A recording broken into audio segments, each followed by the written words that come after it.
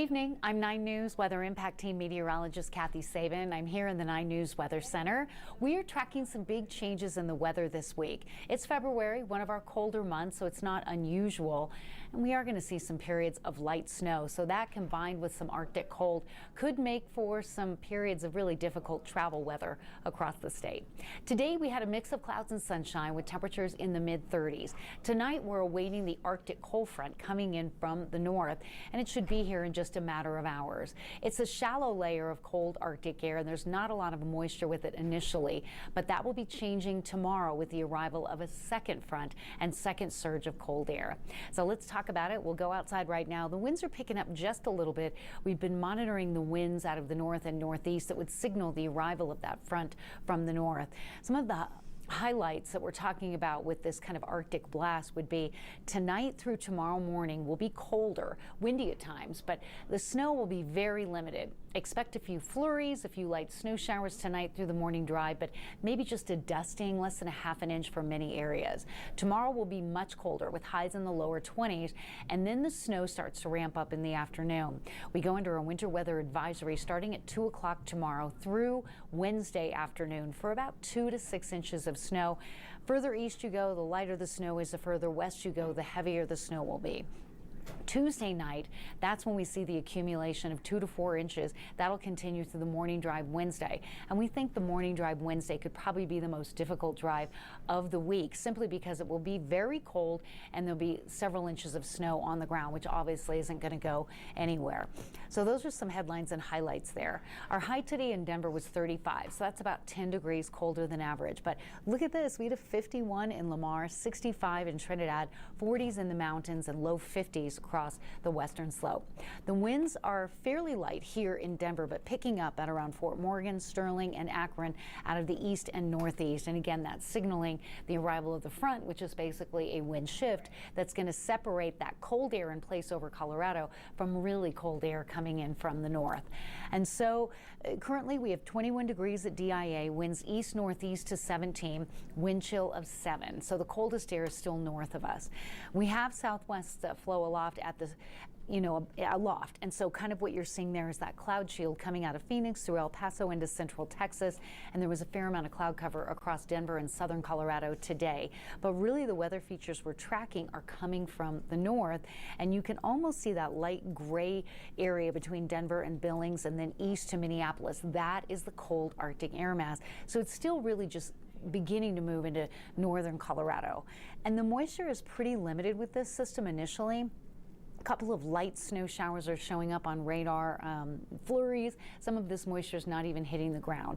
No travel impacts on I-25 tonight or really even I-70. We really think it's going to be tomorrow afternoon and evening, overnight Tuesday into Wednesday. So that's kind of how things are looking now.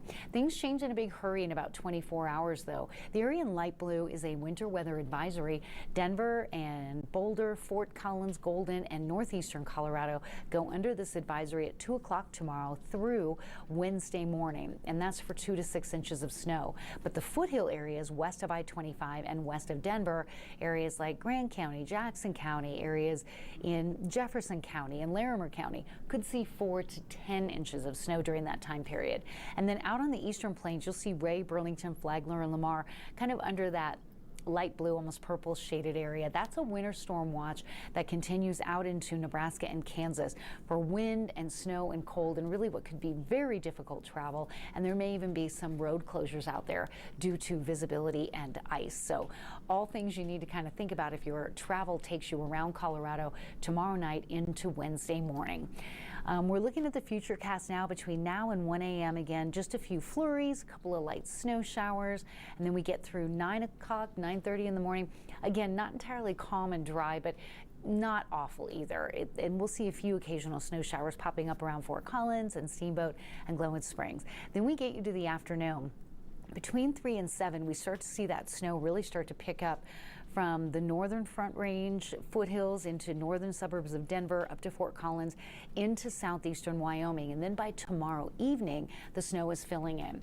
And then this is when we're going to see some accumulation. So tomorrow night into Wednesday morning. And then the shift, by the time we get to about 4:30 in the morning on Wednesday, will be out across the east and southeastern plains. Now, this storm may impact travel in and out of DIA if you have flight plans or picking somebody up Wednesday morning. And certainly school delays are possible due to the snow and the cold and the ice. But look at this, by late morning, early afternoon, the heaviest snow has come to an end. We're not clearing, but you'll notice that I-25 no longer, we're seeing accumulating snow on the corridor. You're going to find that if you go uphill into the foothills above 7,000 feet, the snow will continue to fly up that way. And then by the time we get into the evening, snow's done, sky's clear, and that's when we think we'll see some of the coldest temperatures that'll go 0 to -5. And that would be Wednesday night into Thursday morning. Even though you're going to wake up Thursday to sunshine and afternoon temperatures will be above freezing, Thursday morning's drive, simply because of the cold, the snow and ice will stay on the ground, and it's just going to be nasty to be outdoors for any length of time.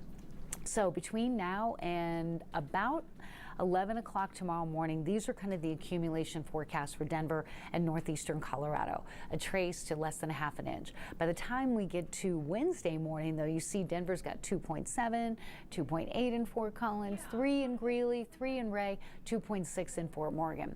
By the time we get to Wednesday night, when the snow event's basically done, Denver's got over 4, over 3 at Fort Morgan, 2 in Colorado Springs, and then you can see why the winter storm watch was put out for eastern Colorado. 5.6 inches this model has snow forecast for Burlington, 4.2 in Ray, and then up to the west, Winter Park and Vail and Aspen are in that 5 to 10 inch range. So the winter weather advisory goes out through about midday on Wednesday, and we think Tuesday afternoon through Wednesday morning is really when we're going to see the bulk of the accumulating snow and probably the worst of the travel. So looking again at futurecasts between now and tonight, a snow shower possible. Flurries are possible. They don't really linger, they don't stick around. Something we do have to watch is if we see a snow shower between Castle Rock, Parker, and Denver as the morning drive gets underway, that could be impactful for a short amount of time tomorrow morning for those coming in from the south. Again, not bad midday, and then after lunchtime, that's when we start to see the foothill snow pick up. That's when we start to see snow fill in Denver. By tomorrow night, the evening drive, you should have snow coming down, and it'll be really cold as well because the secondary surge of Arctic air is due in with a second front tomorrow afternoon. Again, accumulation amounts tonight with this initial front and initial surge of cold air fairly light between now and 3 o'clock in the morning. A dusting, a trace, flurries, really nothing at all. But then by the time we get into Tuesday night, we're starting to see the numbers tally up. And then by the time we get to Wednesday afternoon, we're in that 2 to 5 inch range. So low temperatures tonight will be cold. Fronts coming in from north to south. Denver's going to drop to 8, 5 in Fort Morgan, 6 in Greeley with slightly milder temperatures to the south. Levita at 20, 19 in Trinidad, 14 in Vail, and 3 in Steamboat. High temperatures tomorrow, considering the average high is 44. This is pretty chilly. Low 20s for Denver, Greeley, and Fort Collins. Some teens are certainly possible from Sterling and Yuma, Fort Morgan and Lyman down to Colorado Springs. The mildest temperatures over southeastern Colorado, as it will just take a little bit longer for that front to get all the way down, but it will get into southern Colorado by late in the day. So tonight after 9 o'clock, we will call for a weather impact alert because of cold and the chance of a few snow showers and flurries flying around. No accumulation really. Cloudy and 8 degrees tonight. And then as we get into the day tomorrow, we stay cloudy and really chilly. Our high in the low 20s. We'll have snow showers begin and kind of continue off and on throughout the day. But the real accumulation doesn't get going until tomorrow night overnight. So winter weather advisory starts at 2 o'clock tomorrow, 2 to 5 inches of snow and just cold. Tomorrow night we drop into the low single digits. And then Wednesday morning's drive probably be the worst of the week.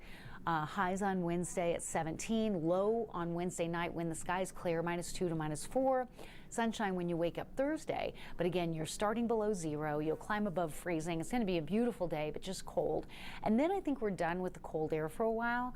We seem to break out of that with upper 40s on Friday, Valentine's Day, mid 30s Saturday, mid 40s for Sunday and Monday.